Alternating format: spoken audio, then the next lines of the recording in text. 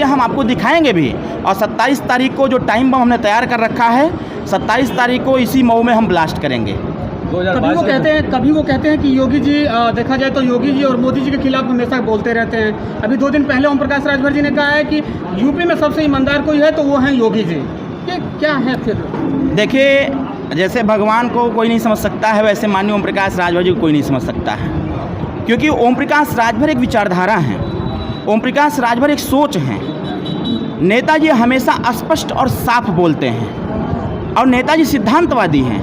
उन्होंने योगी जी को इसलिए कहा कि योगी जी ईमानदार हैं, लेकिन योगी जी की सरकार में सारे अधिकारी भ्रष्ट हैं। उन्होंने योगी जी को ईमानदार बोला है, उनकी सरकार को नहीं। सरकार में बैठे हुए अधिकारी जो मिनिस्टर्स हैं, ये सारे के सारे जो लोग हैं सब भ्रष्टाचार को दावे दे रहे हैं। पहले बोला था कि योगी जी ढोंगी हैं और मोदी जी के बारे में वो बोलते रहते हैं कि ऐसे ये बस बोल वचन देने वाले हैं। मैं भी बोल रहा हूँ कि भारतीय जनता पार्टी की देश और प्रदेश की सरकार सिर्फ और सिर्फ झूठे दावे कर रही है। देखिए, माननीय नेताजी ने काम को लेकर के अखिलेश जी को भी सराहा, मायावती जी को भी सराहा, ईमानदारी को लेकर के योगी जी को भी सराहा, झूठ बोलने में सबसे बड़ा कोई माहिर है तो मोदी जी को भी सराहा, योगी जी को भी सराहा। मतलब कुल मिला करके ओम प्रकाश राजभर जी से जिस प्रकार के प्रश्न किए जाते हैं उसका उत्तर उसी प्रकार से। मतलब आपको लगता है कि राजनीति में झूठ बोलने वालों का बोलबाला है? एकदम है। 15 लाख बोला गया 14 में, आज 2021 हो गया, पता ही नहीं किसके खाते में आया। मतलब ये झूठ बोलने वाले 2 करोड़ रोजगार देने की, नौकरी देने की बात कही गई थी, पता नहीं कितने लोगों को दिया गया, आज तक नहीं समझ में आया। तो झूठ बोलने वाले जो राजनेता हैं ये कहीं ना कहीं जनता को गुमराह करते हैं, उनको भ्रमित करने का काम करते हैं। आपके कहने का मतलब ये है? मैं स्पष्ट और साफ शब्दों में कहना चाहता हूं कि उत्तर प्रदेश और देश की सरकार बनाने के लिए जनता किस प्रकार से क्या कहने से हमको मतदान करेगी, नेता उसका प्रयोग करता है। और स्पष्ट हो गया है कि देश के प्रधानमंत्री और उत्तर प्रदेश के माननीय मुख्यमंत्री महोदय जी झूठ बोलने में माहिर हैं। आज युवा परेशान हैं, महिलाओं के साथ रेप हो रहा है। अभी आज देखिए प्रयागराज में बिंदु कुशवाहा के साथ रेप हुआ, उसकी हत्या हो गई, मुकदमा पंजीकृत नहीं हो रहा है, कुशवाहा समाज धरना दे रहा है। यहाँ पे अमिला में कुछ दिन पहले, 2 महीने पहले की बात है, पिंटू राजभर की हत्या हो जाती है और 2.5 महीने तक आरोपी गिरफ्तार नहीं होते हैं। बट वहाँ पे देखा गया कि बाबूलाल राजभर जो बलिया से आकर यहाँ पे आंदोलन किए और उस पीड़ित परिवार के साथ खड़े रहे, बट मऊ में इतना राजभर समाज के नेता होते हुए भी उस परिवार के साथ खड़ा नहीं था। इसका रीज़न क्या है? उनके साथ मऊ का राजभर समाज खड़ा है। और जब ये घटना घटित हुई थी, सुहेलदेव भारतीय समाज पार्टी के कार्यकर्ताओं को तत्काल भेजा गया था। उनकी पत्नी से हमारी वार्तालाप हुई थी। वहाँ उनके ऑफिस में काम करने वाले 2 लड़के जो हमारे संपर्क में सदैव हैं, आज भी हैं, पार्टी के कार्यकर्ता सदैव उनके संपर्क में हैं। ये प्रशासन की लापरवाही है कि घटना हुए 2 महीना हो गया लेकिन आज तक गिरफ्तारी नहीं हो पाई, न्याय नहीं मिल पाया था। लेकिन जैसे जैसे ये पिंटू राजभर का जब सोशल मीडिया पर ट्रेंड चलाया गया, ट्विटर पर लाया गया, तो प्रशासन को बाध्य होकर के गिरफ्तारी करनी पड़ी। मैं एक बात कहना चाहता हूं, अगर सोशल मीडिया से या ट्विटर से ही अगर अपराधियों की गिरफ्तारी की जा सकती है तो एडमिनिस्ट्रेशन को बंद कर देना चाहिए। दो गिरफ्तारी के बाद जो है कि राजभर समाज जो है कि पुलिस को जो है आश्वासन देने आ के उन्हें धन्यवाद देने आ रहे थे, वही पुलिस ने लाठीचार्ज किया और महिलाओं से अभद्र किया। इस पर क्या कहेंगे? देखिए, ये वर्तमान उत्तर प्रदेश की सरकार में अभी महिलाओं के साथ जिस प्रकार से मऊ की घटना घटित हुई, लोग धन्यवाद देने जा रहे थे, पुलिस को धन्यवाद नहीं चाहिए। पुलिस का ये है कि जिस प्रकार से लखनऊ में तमाम पढ़े लिखे नौजवान नौकरी के लिए परेशान है, वहाँ लाठी उनको मिल रही है। ये सिर्फ मऊ की बात नहीं है, ये पूरे उत्तर प्रदेश का माहौल यही है।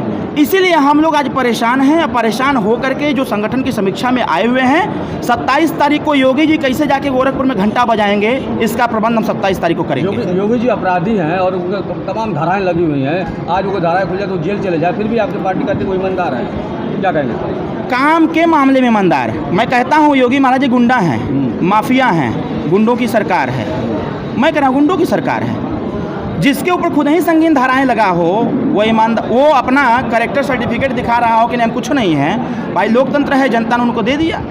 और व्यवस्थाएं जो होनी चाहिए थी उत्तर प्रदेश की सरकार में, उनको देख करके लोगों ने मतदान नहीं किया था, लेकिन वो तो उठा करके पैरासूट ला करके बना दिया गया मुख्यमंत्री महोदय जी को। और 2022 क्या रणनीति रहेगी? 2022 में भागीदारी संकल्प मोर्चा की सरकार बनने जा रही है। हमारे पास 54% वोट है।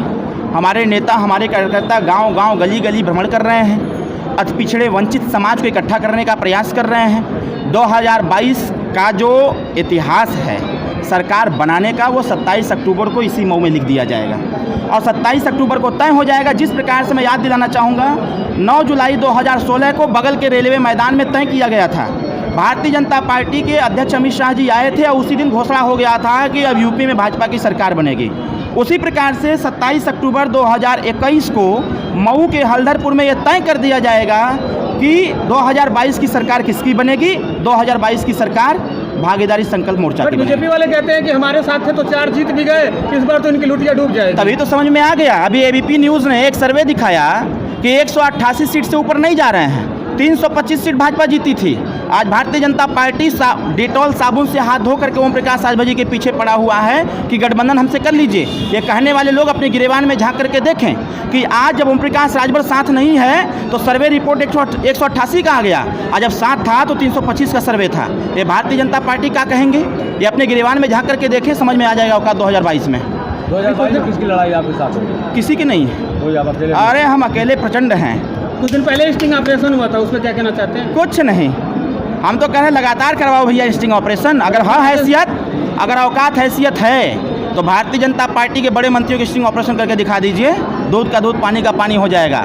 ये ओम प्रकाश राजभर की बढ़ती लोकप्रियता बीजेपी के जो बड़े मंत्री हैं वो माननीय मुख्यमंत्री महोदय जी ने कराया है भाई, उसमें क्या कहना है मुझे, स्पष्ट कह रहा हूँ माननीय मुख्यमंत्री महोदय ने कराया, क्योंकि वो 2022 में देख रहे हैं कि हमारा पतन होने जा रहा है और पतन का सिर्फ एक कारण है ओम प्रकाश राजभर।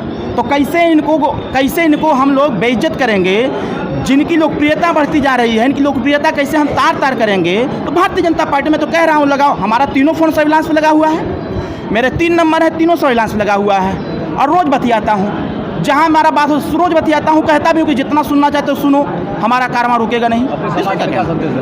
हमारा समाज 95% सुहेलदेव भारतीय समाज पार्टी के साथ है। मैं निवेदन करूंगा कि माननीय ओम प्रकाश राजभर वंचित वर्ग के लिए, हर जाति में गरीब हैं, गरीबों के लिए मंत्री पद से इस्तीफा दिया है, इसका लाज रखते हुए पूरे दमखम के साथ पार्टी के साथ और मोर्चे के साथ खड़े रहें। 2022 में सरकार में हमारे हैं।